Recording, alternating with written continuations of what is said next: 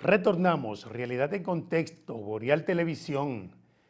Bueno, en el ámbito internacional, Rusia ha reactivado la distribución de gas a la Unión Europea, que estaba parcialmente cerrado. El gaseoducto que servía el gas a la Unión Europea, Rusia ha regularizado esta situación y el argumento de aquella suspensión fue que le estaban dando mantenimiento, entre otros asuntos que ahora no lo entendemos porque había un conflicto que estaba planteado y la Unión Europea era uno de los países que no estaba sintonizando bien con Rusia.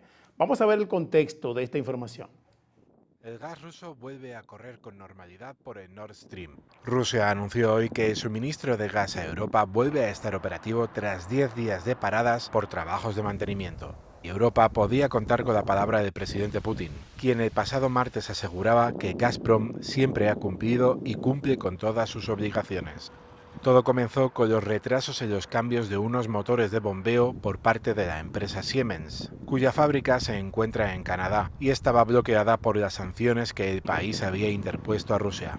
Tras el levantamiento de las restricciones del gobierno de Ottawa y a petición de Berlín, se reanudaron los trabajos de mantenimiento que han permitido que el gasoducto vuelva a funcionar con normalidad desde la madrugada de este jueves.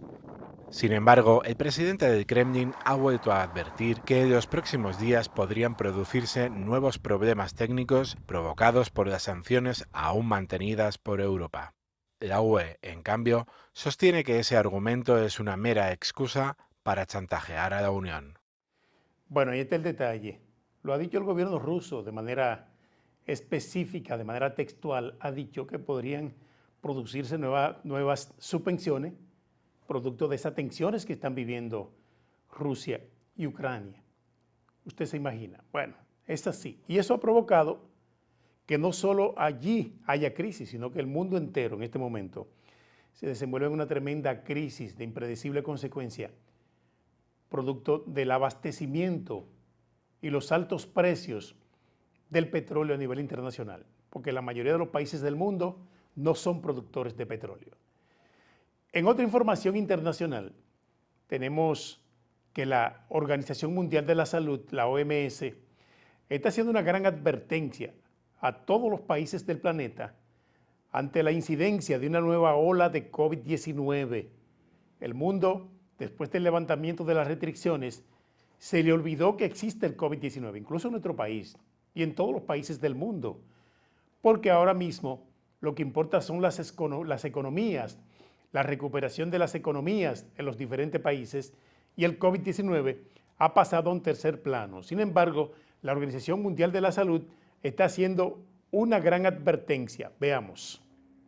La Organización Mundial de la Salud anunció este martes 12 de julio que mantiene la emergencia internacional por la pandemia de COVID-19 en vigor desde enero de 2020, a pesar del descenso continuo de las muertes por esta enfermedad que ya no van asociadas a ascensos puntuales de contagios. El Comité de Emergencia para la Pandemia concluyó que la propagación sigue constituyendo un evento extraordinario que aún impacta de forma adversa en la salud global y advirtió que el descenso en las pruebas en muchos países está afectando la capacidad de los expertos para analizar la evolución de la enfermedad. El director de la organización, Tedros Adhanom, declaró que las nuevas oleadas del virus demuestran una vez más que el COVID-19 está lejos de haber terminado y que los gobiernos deben implementar medidas como el uso de cubrebocas, una ventilación mejorada y protocolos de detección y tratamiento. En las 2 últimas semanas se ha reportado un aumento del 30% de los casos de COVID a nivel global, principalmente a causa de los subliminajes BA.4 y BA.5 de la variante Omicron, por lo que la dinámica del virus continúa siendo impredecible, afirmaron los expertos. Bien, eso dice la OMS con relación a una posible incidencia, una nueva ola de COVID-19 a nivel del planeta, a nivel mundial. Y con relación a la viruela del mono en República Dominicana, también la Organización Mundial de la Salud ha hecho advertencia a la República Dominicana. Veamos. Salud Pública observa a 7 personas que tuvieron contacto con los nuevos positivos a viruela del mono. El Ministerio de Salud Pública informó que los 2 nuevos casos de viruela símica detectados en el país corresponden a personas que tuvieron contacto con extranjeros estadounidenses. Se trata de una mujer de 51 años de edad de Santiago y un joven de 19 años de Monte Plata. quienes se encuentran en condiciones estables según Salud Pública. En las globales, Estados Unidos destapa un fraude en telemedicina de $1.200 millones. Bien, entonces ese es el contexto de la viruela del mono en República Dominicana. Mucha advertencia respecto a la posible propagación de este virus que antes existió, pero que ahora podría convertirse en una pandemia si se metiera en el país. Por suerte no han sido tantos casos y está completamente controlado. Un dirigente popular de la provincia de Espaillat habla del nepotismo. El nepotismo ha sido una práctica empleada por casi todos los gobiernos que hemos tenido en el país y funcionarios donde familiares, una gran cantidad de familias, trabajan o dentro de la misma institución o en el gobierno. Eso se llama nepotismo. Pero en la mayoría de los casos, todo el que llega a ser funcionario designa a su hijo, designa a su hermano, su mujer, a todo el mundo. Tenemos países donde presidentes de América Latina, por ejemplo Nicaragua, la vicepresidenta de Nicaragua es la esposa de Daniel Ortega. Imagínese usted. Vamos a ver lo que dice este dirigente popular de Moca respecto al nepotismo en un distrito educativo de allí. En primer lugar, queremos felicitar y darle las gracias a los camarógrafos, comunicadores y periodistas que se hicieron eco de la información. Todos conocemos que el nepotismo es corrupción, que caminamos y luchamos para que el gobierno anterior no lo haga, pero en este gobierno tampoco lo podemos permitir.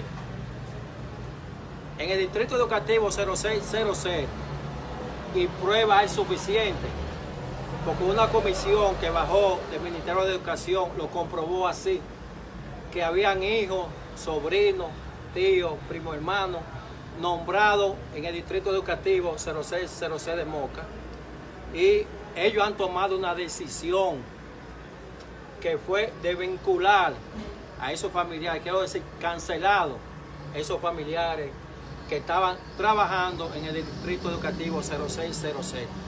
Por la pregunta del siglo es que nosotros no hacemos. ¿Está bien hecho por el Ministerio de Educación la cancelación de esos empleados? Sí, está bien. Y entonces, el que violó la ley, que fue el director del Distrito Educativo, ¿lo van a premiar? Ese señor también merece una sanción. ¿De quién estamos hablando, Juancho? De Alex Weiss, que es director del Distrito Educativo 0606 de Moca. Entonces, el Ministerio de Educación, sabiendo ellos que la investigación que hicieron había falla en ese distrito, no lo deben premiar solamente cancelando los familiares de él. También él debe tener una sanción. ¿Y qué nos garantiza a nosotros que él estando ahí trabajando no vuelva a hacer lo mismo? Eso no nos lo garantiza. Felicitamos también al Ministerio de Educación, pero debe tomar asunto en esa parte. Bueno, el nepotismo no es una práctica nueva, ha existido siempre en las instituciones del Estado, pero allí se nota más en una población pequeña, como el municipio de Moca, en ese distrito educativo, que dice ese dirigente comunitario. Mire, la empresa distribuidora de electricidad del norte, o sea, la CDEE, la Corporación de Empresas Eléctricas Estatales, ha anunciado la refacturación. ¿Qué significa refacturación? Bueno, que todos aquellos que se le cobró de más en el mes de julio, le van a devolver su dinero. Ojalá se lo devuelvan.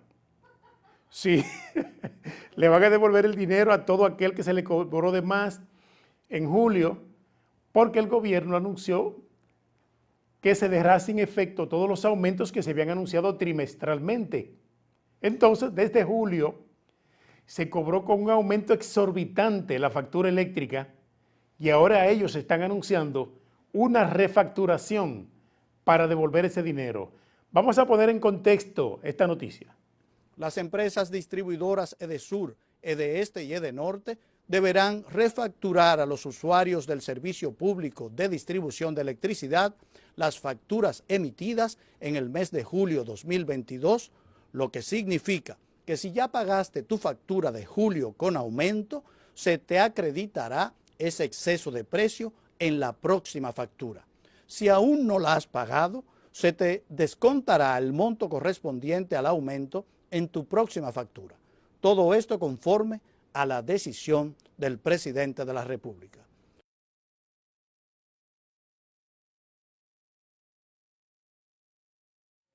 Bueno, ya usted lo sabe, así es que en este proceso de refacturación que tiene previsto la CDEE, la Corporación de Empresas Eléctricas Estatales, le van a devolver su dinero. El del mes de julio, que le cobraron de más. Así es que ande a las oficinas y allí usted me dirá qué pasó, si le devolvieron la totalidad del dinero que le cobraron por encima del 9%, porque nosotros hemos estimado que el que pagaba 300 y 400 pesos de energía eléctrica y le llegó la factura por encima de 1,000, entonces no fue un 9% que aumentaron. Aumentaron mucho más de ahí.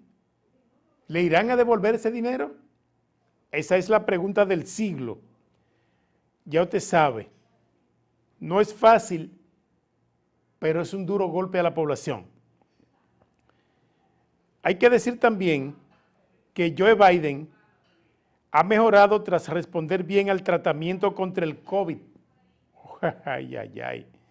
Joe Biden dio positivo al COVID-19, un hombre de unos 77 o 78 años de edad.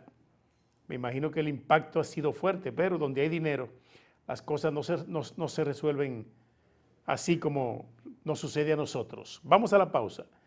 Retornamos en breve con otros temas de interés, realidad en contexto.